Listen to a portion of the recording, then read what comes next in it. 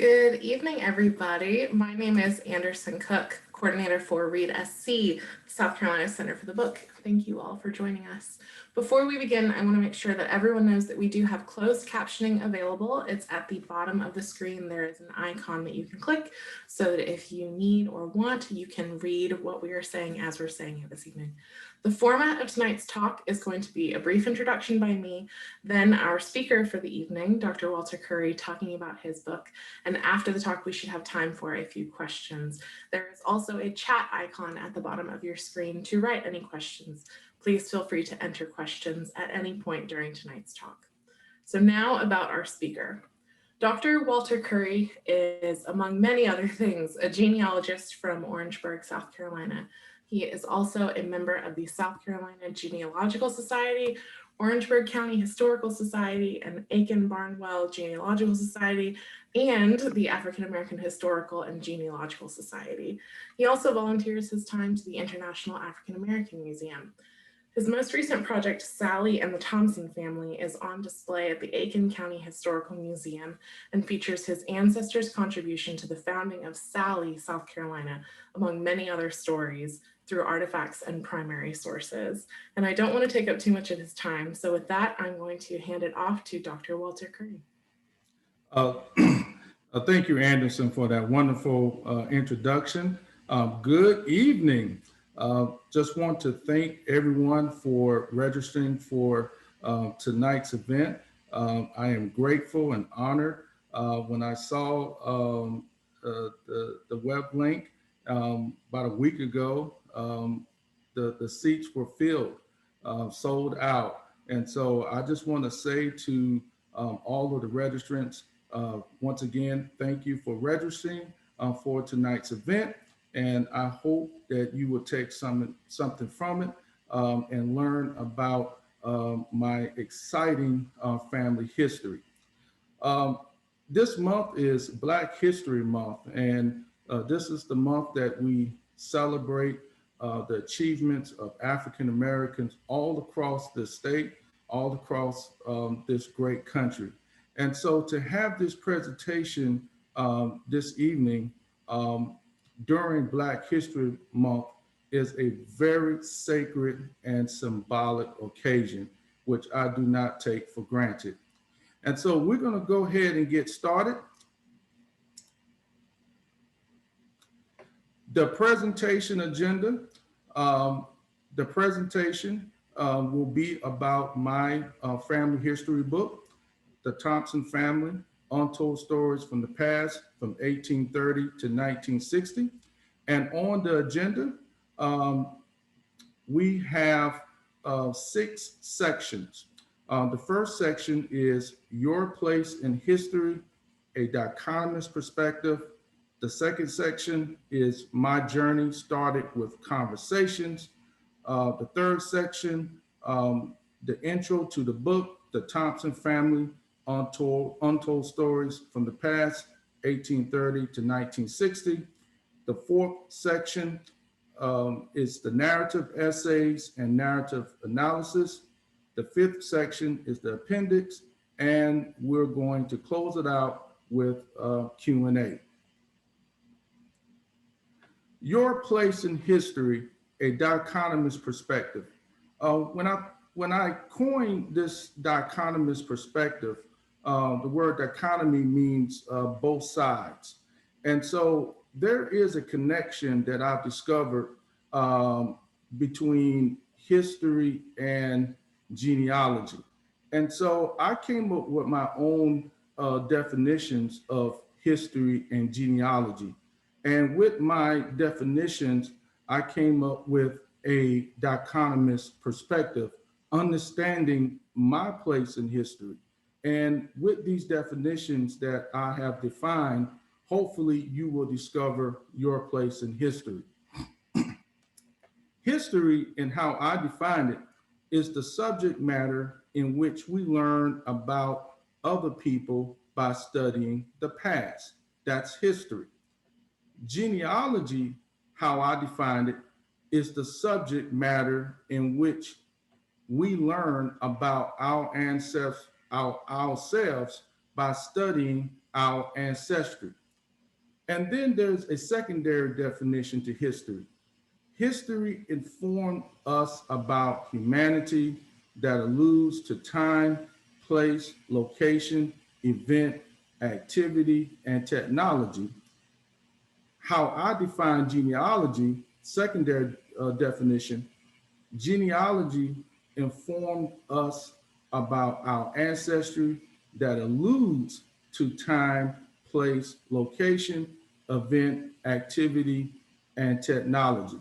And so during this presentation, as I go into the book, I want you to keep in mind the dichotomous perspective between history and genealogy and the definitions that I have defined.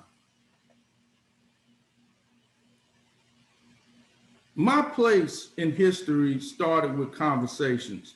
I remember when I was a little boy, I spent time with my mother, who is from Salley, South Carolina, and she shared with me about her grandparents and great grandparents, great aunts and great uncles, about her experiences growing up in Salley. And her experiences to me were very, very vivid. And one thing that she said to me, son, if you really want to know about my family history, you could know about it by looking at my siblings and your grandparents' siblings, because several of them were named after your ancestors and other relatives. And so my mom would come from a very big family. And so she used to talk about her great grandmother, Alice Thompson Seawright. And she said that my Aunt Alice is named after her. And so I immediately made that connection. And so that connection, as well as other connections about my ancestors and relatives on my mama's side, have allowed me to go deeper. And so I spent a lot of time with them, talking to older relatives as I matriculated into adulthood, gathering oral sources of knowledge, and then later on attending family reunions.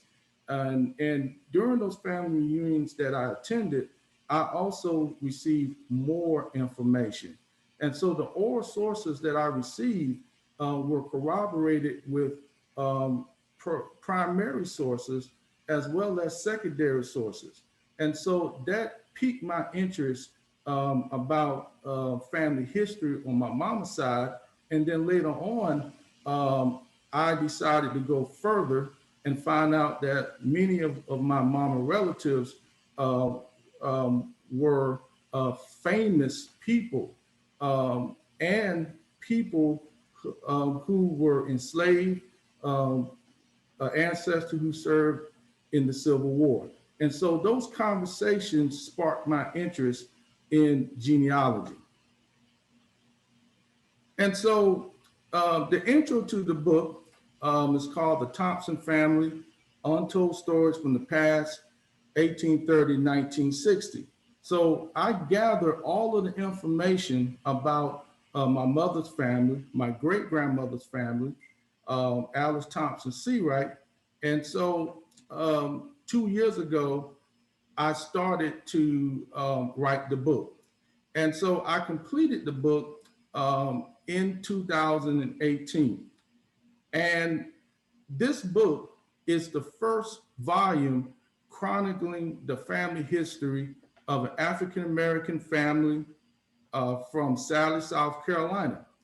The narrative essays reflect notable events and life experiences that took place among the family. The narrative analyses are interpreted through a frame of references in understanding the nature and essence of each narrative essay. And so in the book, when it comes to my ancestors and their relative stories, it's broken down to two sections: the narrative essays and the narrative analysis. The narrative essays, lives with a story to tell. My ancestors and relatives were human beings. They weren't just human beings with names. They were involved in notable events. They had life experiences.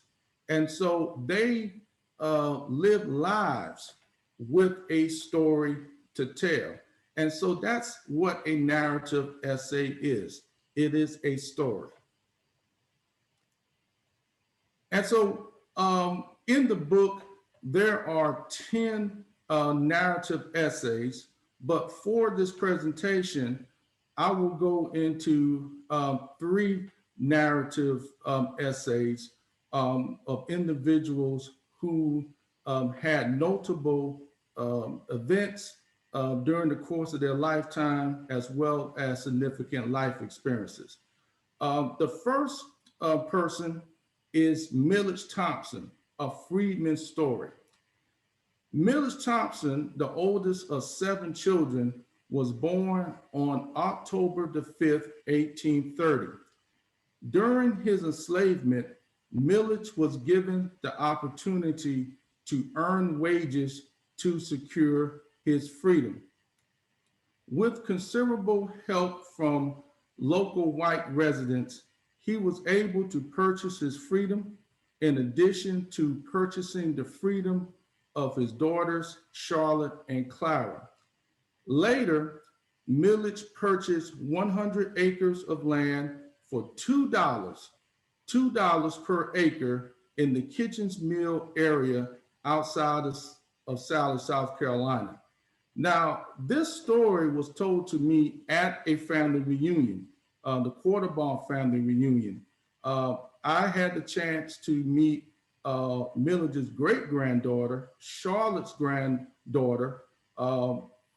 She's still living today. She told me the story that was told by her grandmother about Milledge Thompson and how he was able to purchase his freedom with the aid of local white residents. And in the book, I mentioned that Milledge Thompson first wife was Laura Thompson. And they had 2 daughters, Charlotte and Clara. But Laura was sold to a slave owner around the Horry County area. They didn't separate Milledge and his 2 daughters. And so Milledge, for a few years, was able to raise his daughters as a single father, as a single parent. And so after the Civil War, he remarried Amanda Friday Thompson, and they had 15 children. Later on, during the course of his lifetime, Milledge was able to locate his first wife. She was still alive after emancipation. She lived in Charleston. She had a son named George. And so what my cousin told me, that when Milledge found out about his first wife, he took care of both of them. Imagine taking care of 2 wives at the same time. So he did that. And it showed me the testament about his character. And he was a deacon at Smyrna Missionary Baptist Church, one of our family churches located in Salley, South Carolina. Milledge died on January 8th, 1903, and this is his grave marker at Smyrna Missionary Baptist Church. The next story is the murder of Governor Mint Thompson Jr. This was an oral account that was told to me. by a cousin. And I remember doing some research on the family. The story came back to me, and I decided to do some further research. And so I paid for a subscription on www.newspaper.com. They have tons of newspaper articles. And I located several articles about the murder of Governor Mint Thompson Jr. Governor Mint Thompson Jr. was my great grandmother's first cousin. He was murdered at the age of 10 by John Rat Odom. Odom decided to take revenge on Governor Haynes Thompson Sr., Mint's father, because Governor murdered his friend, George Piper. They had an altercation around the church. The church today is Harvest of Love outside of Salley. They went to church that Sunday. They got drunk. Piper was shooting up the neighborhood around the church. Governor confronted him, and he murdered Piper in self-defense. And so he went to jail, got bailed out by Dr. Brody. He was sharecropping for the Brody family, very powerful family at the time in the Salley area. And so when Governor got out, many of Piper's friends were very upset. And Odom decided to take revenge. And so what he did was on an evening, while Governor was sitting down with his family, having supper, Mint was there. Odom came near the cabinet. He wore women's slippers, women's shoes. He had a shotgun, and he fired the shot through the hole on the side of the cabin, aiming for Governor Sr., but accidentally shot Mint, and Mint died. And the community was outraged. There was a manhunt for Odom, and Odom was arrested, and he was sentenced to life in prison. And so Odom was indignant towards Governor Sr. because of the murder of George Piper. And this is Mint's markers here at Smyrna. Every time I go there, sometimes it tears me up to see that marker. Think about a little boy, 10 years old, murdered innocently. And so that was a tragedy in our family, a tragedy that many of the family members never forgot. And I also located several newspaper articles that corroborated the murder of Mint. My favorite story in the book is my second great grandfather, Oscar J. Thompson. Oscar J. Thompson was a real estate investor and agriculturalist. He started out living with his brother, Robert Free Thompson, and his family. He was a sharecropper. He did not want to sharecrop, and so he decided to save his money and purchase his land. And so when he purchased his land, he became involved in the business of agriculture. He wasn't just farming. He was in the business of agriculture. He did 3-year crop rotation. He went to cocoa seed plant with several African-American farmers who were in the business of farming to learn about seed breeding practices. And so I located a news article that went to his farm, which is in Salley, still owned by the family today, over 250 acres. And they observed his work. And the local newspaper lauded his 3-year crop rotation. During the time that he did the 3-year crop rotation, George Washington Carver was teaching African-American farmers how to do that as well. But for him to do a 3-year crop rotation at the time that he did it was quite unusual for an African-American farmer. And so his farm that he cultivated his farm into a full-scale operation that garnered local acclaim. In real estate, he was a real estate investor. I located real estate deeds that confirmed his transactions. In real estate, he sold property to his relatives. One example, on August the 12th, 1918, he sold 22 acres of land to his first cousin for $200 and sold 42 acres of land to his in-laws for $775.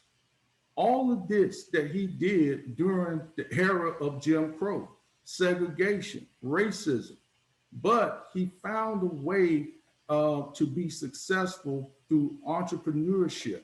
And that's very, very important because oftentimes we hear about the story of African Americans.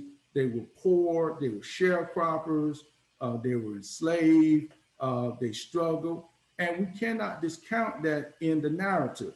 But there were some very prominent and successful African Americans that did some great things in their families and in their communities.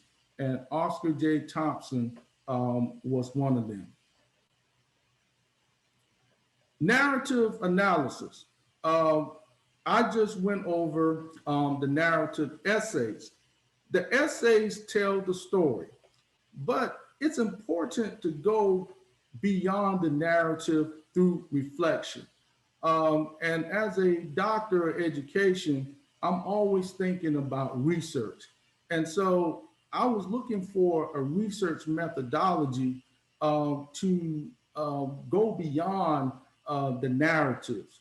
I did not want to write a book just with narratives, just telling the story. I want to analyze these narratives. And so the research methodology that I use is called the narrative analysis. And it's part of a research framework called the narrative inquiry. And so the narrative analysis analyze narratives through frames of reference. And so when I mean by frame of references, I'm talking about context, historical context, social context, religious context, self-reflection, frames of references to analyze the narratives for deeper meaning. And that's very important to understand the stories of your ancestors and their relatives.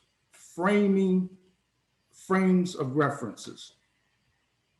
And so I'm going to share 3 examples from the previous narrative essays of the narrative analysis. And so the first example, Milledge Thompson, a Freedmen story. These examples include excerpts, just a part from the narrative essay and a part from the narrative analysis in the book. And so the excerpt from the narrative essay: with considerable help from local white residents, he was able to purchase his own freedom in addition to purchasing the freedom of his daughters, Charlotte and Clara. That's an excerpt of the narrative essay. Like I mentioned, it tells a story. But I want to go beyond the essay. And so the excerpt from the narrative analysis is my analysis of the narrative essay. And so I took this excerpt and I did an analysis. And so the excerpt from the narrative analysis is it is not known on how he was able to obtain his freedom, but what is known that an opportunity was afforded to him to obtain it. In other words, I don't know how he was able to obtain his freedom. So that self-reflection kicked in. And I acknowledge that. But I also acknowledge the fact that an opportunity was afforded to him to obtain it. Also, the second excerpt, what is quite remarkable was the generosity of local whites who helped obtain Milledge's freedom.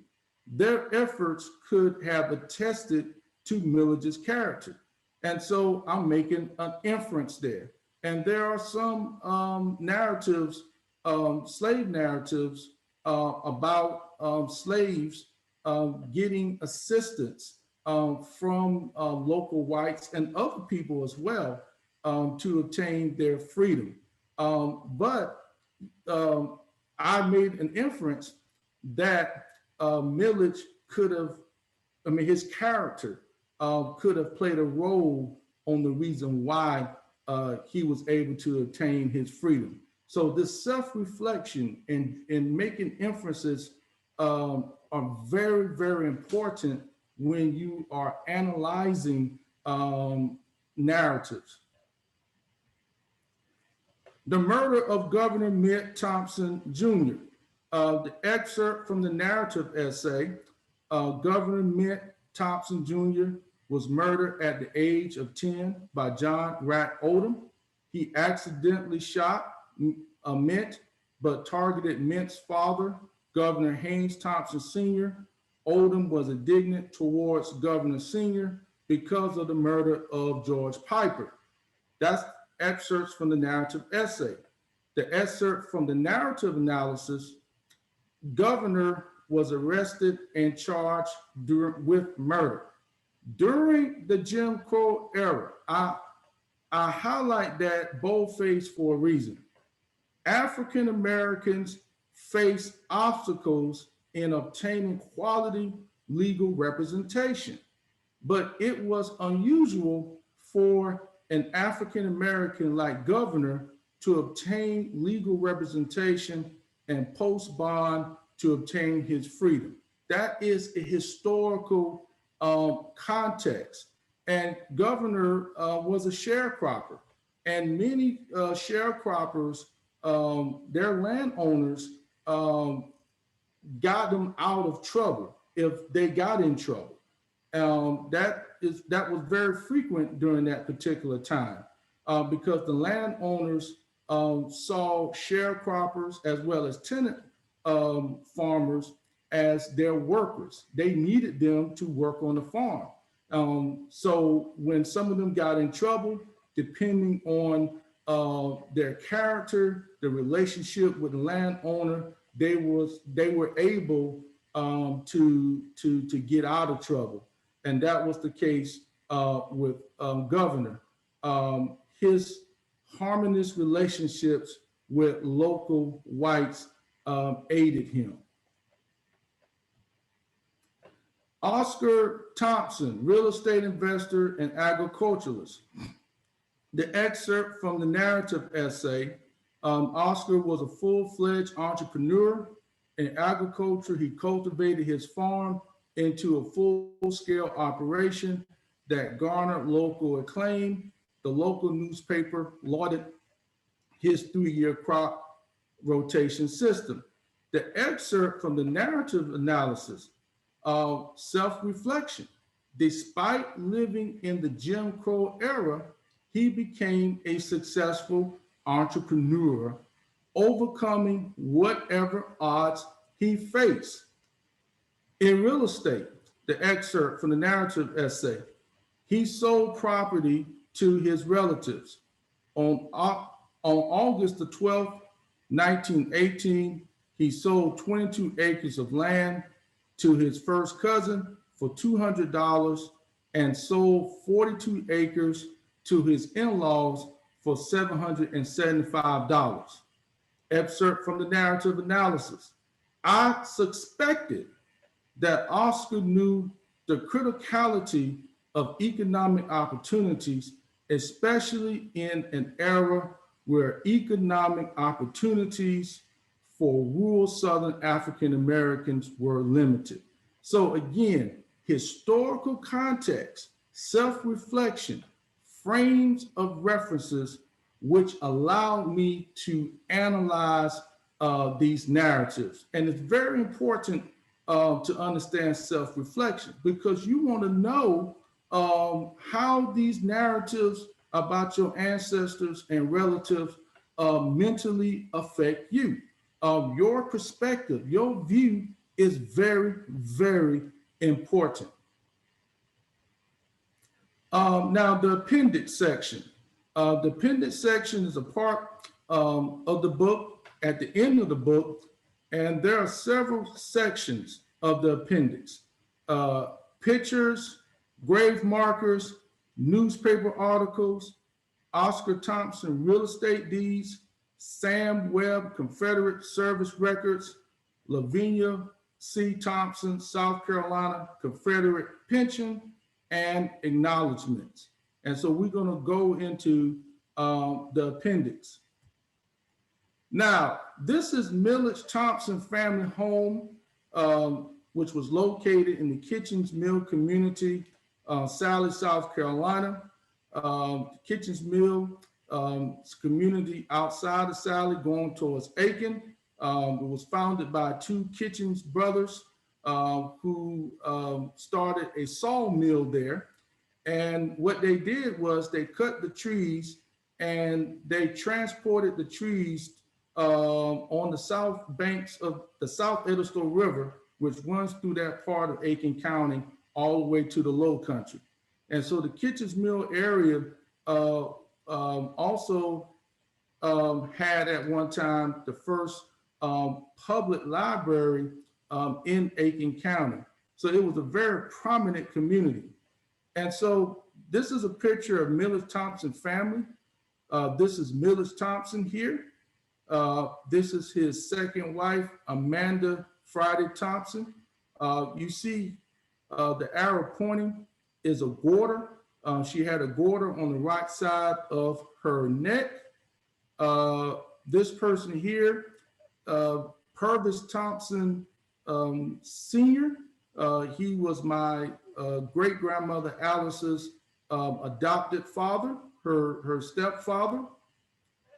And this is Charlotte Thompson Quarterbaum. Now, if you notice, Charlotte is over here and Amanda is over there, because Charlotte and Amanda didn't get along. Charlotte and Amanda was about 6 years apart, and they had some differences. And in fact, from what I was told by some of the Quarterbaum relatives, that Milledge later on introduced Charlotte to the family. And when he did that, Amanda didn't like it. And so that's why she was not, she's in the picture, but she's not with everybody else. And so these two people over here are the grandchildren of Milledge Thompson. They were fortunate enough to remember him, met him. They are the daughters of Sumter Thompson, who was Milledge's oldest son. The section in the appendix, the grave markers. In the book, I have pictures of all of the grave markers um, of the individuals in the book, as well as the pictures as well. And this is a grave marker of my third great grandfather, Logan Thompson, the husband of Lavinia Corley Thompson, grave marker located at Smyrna Missionary Baptist Church um, near Springfield. Actually, is in Salley. Um, but this marker is very unusual. And from what I was told, that this marker is a marble marker.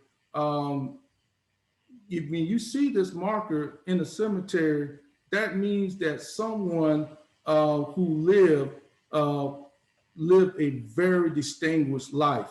And Reverend Logan Thompson was a minister at Smyrna. He was well known, well respected in the community.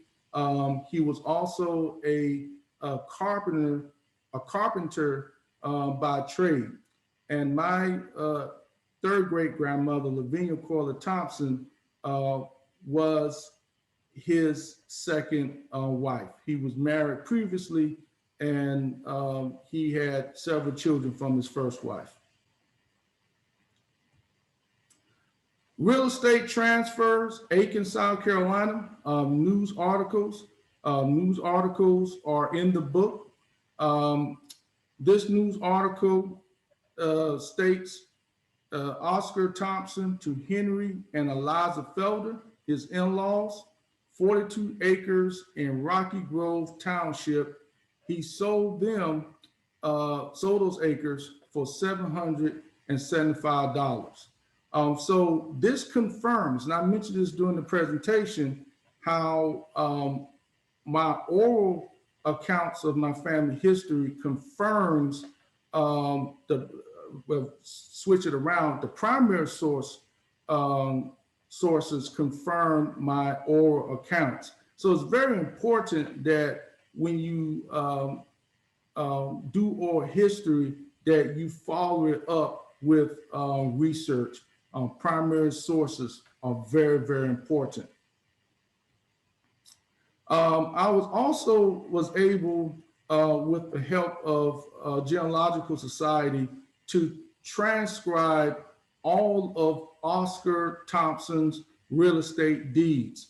For example, this deed here, he paid these people $1,300. $1,300. And if you have an ancestor or relative that own land, you can locate their deeds. You have to go to the South Carolina Department of Archives and History, and you could request a deed, and you have to get it transcribed so you could understand the content in the deed. So that's good to know, particularly if you want to find out about your family members who own land back in the day. Sam Webb Confederate Service Records. My ancestor, Lavinia Corley Thompson, was an enslaved cook in the Confederate Army. And so her master name was Sam Webb. And so what I wanted to find out was his service. Where did he serve? How long he served? And so I located his Confederate service records on fold3.com. They have military records from the majority of all of the wars in this country.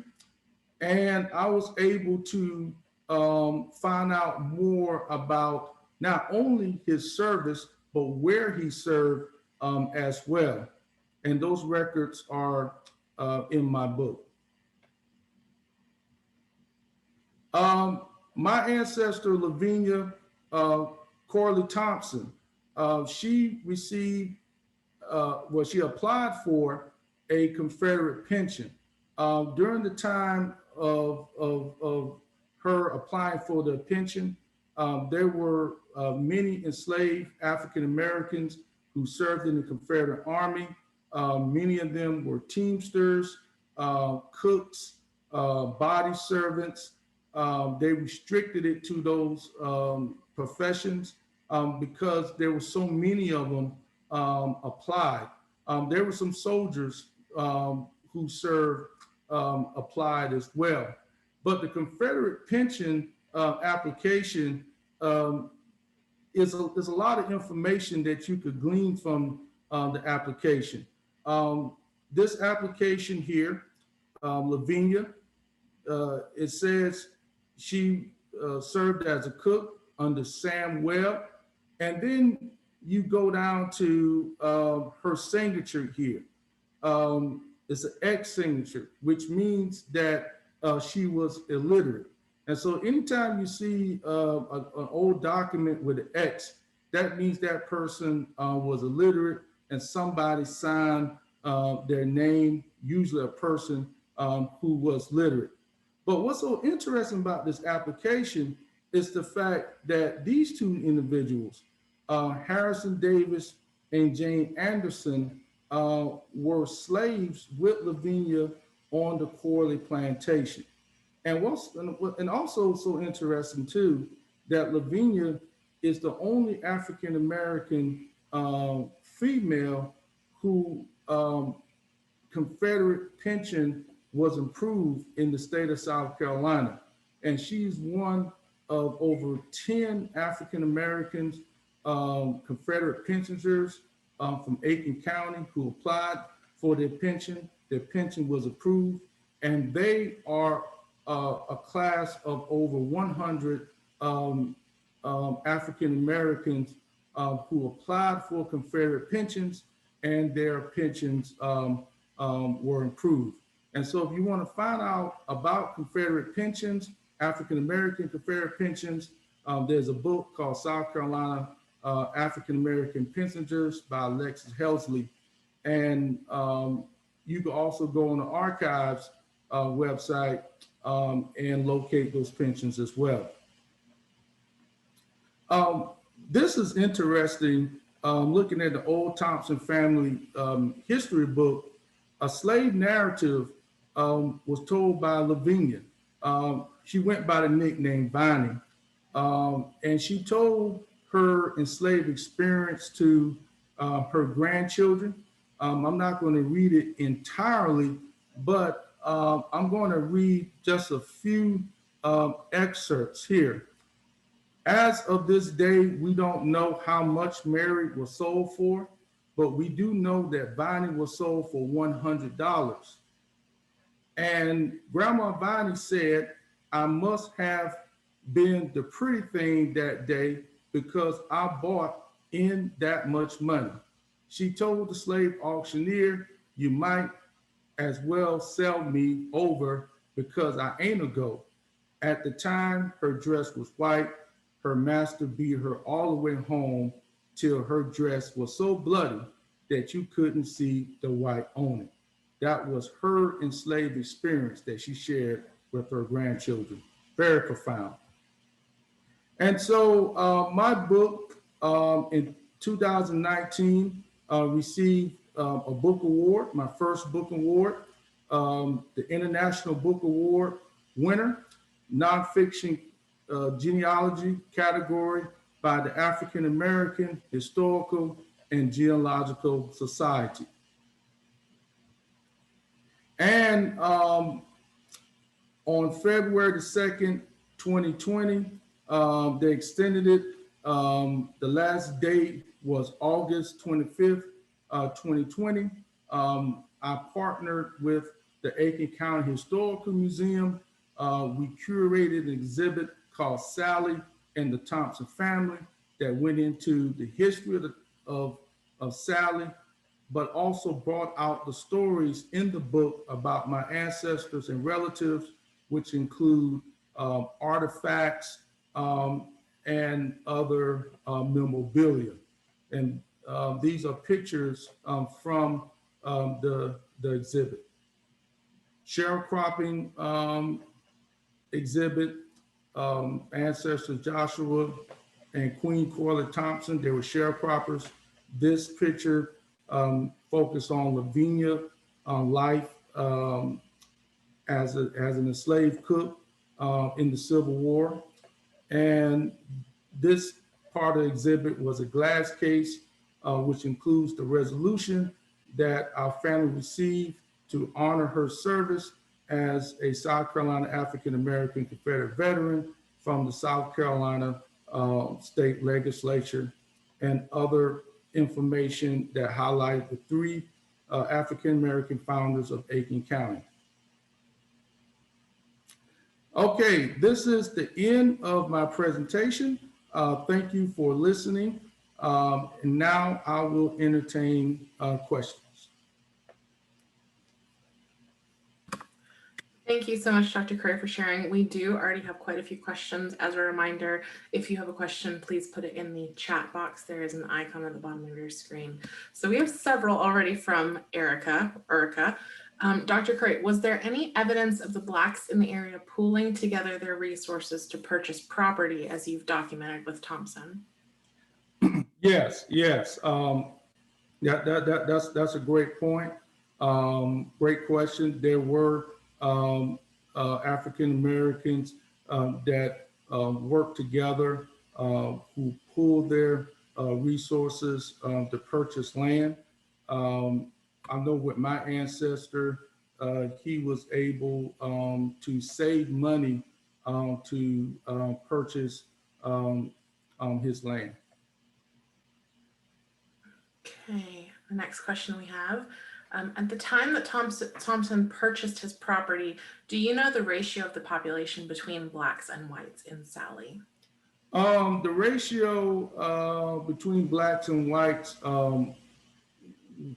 there were more, pretty much an even balance. And that's a great question, because when I was looking at the 1870 census, Milledge was the first Thompson, one of the first Thompsons to live in the Salley area.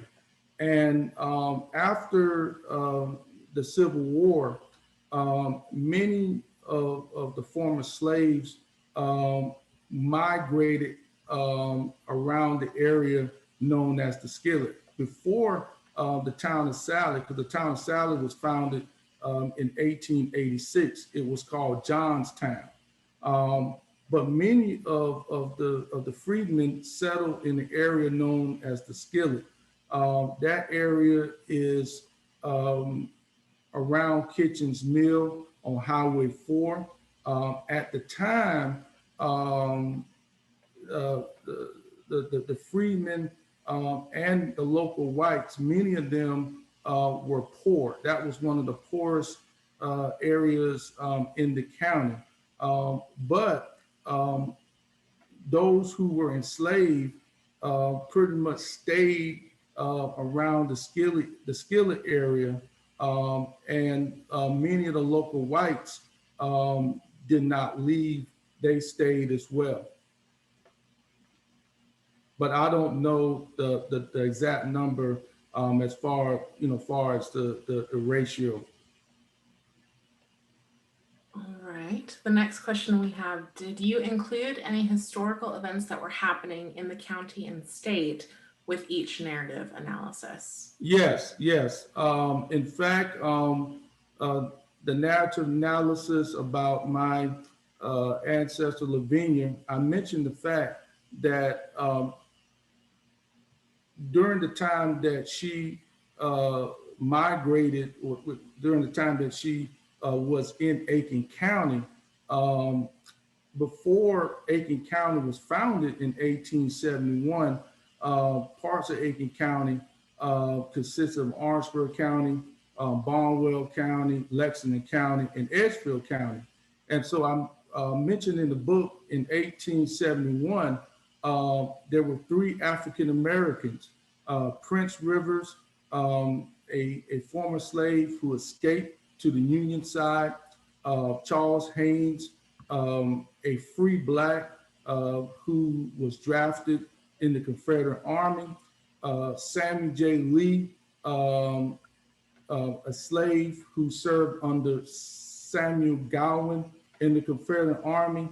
Those three men, as well as other men in the county, founded Aiken County. But the reason why those three men are mentioned, because they were the ones who signed the document to legalize the founding of Aiken County.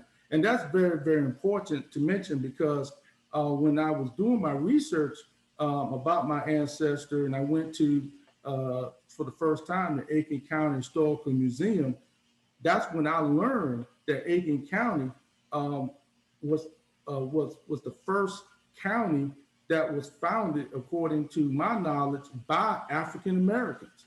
I never learned about that in the history books, and it's the only county that was founded, to my understanding, during Reconstruction.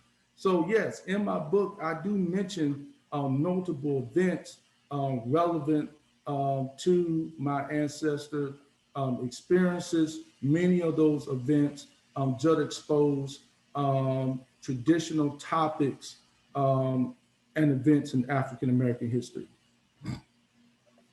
Yeah, that's pretty amazing. I don't think that I had learned that in my South Carolina history course either. So thank you for finding that and being willing to share it with us, especially since your family had such a huge part. Yes. The next question we have, what source did you pull the family picture from? That picture came from a cousin of mine. His father, R.D. Thompson, and my great grandmother were second cousins. And I knew cousin R.D. very well. I had a chance to met him when he was around his 90s. And so what my cousin did, he collected a lot of his father's artifacts and pictures, and he located that beautiful picture of Milledge Thompson and his family. And the first time I saw it was at the Thompson Family reunion that took place several years ago. All right, as a reminder, if anyone has any questions, please put them in the chat box. If you do not, I have several. What surprised you most during your research? What surprised me, many things that surprised me, but I believe what surprised me was the fact that many of my ancestor stories challenge the status quo of traditional history. Like for instance, we all learn about African Americans who served in the Union Army. They have an incredible story, and we delve into their stories of patriotism as liberators of slavery. But when I found out about my ancestors' service in the Confederate Army, I said to myself, wow, we never was taught that blacks served in the Confederate Army or were a part of the Confederate Army. That was very enlightening to me, as well as the newspaper articles that corroborated my ancestor business transactions in real estate, what I just mentioned, shown everybody, and how he went to coca seed plant with several African American farmers to learn about different agricultural techniques. So those were the highlights of my research. Okay. All right. And someone has asked if you would end or stop sharing your presentation so that we can see your face while we're talking. Before we wrap up, I had one more question. Did any of the stories that you found throughout your research, did it change the way you thought about your family or about yourself? Yes, it really has changed the way I think about my family and even myself. I see this as a calling. I see this as part of a spiritual journey. But it also has changed me from an intellectual standpoint that my perspective of African-American history and South Carolina history has been enlightened because of learning about the experiences of my ancestors. And that's very important to know, that when you go into genealogy, let's say if your ancestor was uh, served in Vietnam War, using that as an example. Not only you learn about your ancestor service in the Vietnam War, but you learn about your ancestor service in the war and making those connections. And so that has really given me a much broader and enlightened perspective on history itself. Yeah, it is amazing the stories that end up getting shared and the ones that are not. So it's great when we have people that are able to shine a light on a variety of stories and experiences that we hadn't heard before. Right. So we are at the end of our time. Thank you, Dr. Curry, so much for joining us today. I certainly learned a lot and enjoyed having you with us. Yes, yes, thank you. And also, just before I go, the book is available on Amazon.com. You could click on my website, which is www.renaissancepubllc.com. And as a courtesy for registering for the presentation, email me at renaissancepublicationsllc@gmail.com. State your name, contact information, physical address, and email address, and I will send you a complimentary gift. That is very generous, Dr. Curry. Thank you for that. And as a reminder, we do have another author event coming up next week featuring Rebecca Bruff, author of Trouble the Water, which is a fictionalized telling of Robert Small's escape from enslavement, which should be a pretty exciting story as well. Thank you again for joining us. I hope you all stay safe and stay well, and please email Dr. Curry for that complimentary gift. Thank you all. Thank you. Have a wonderful night.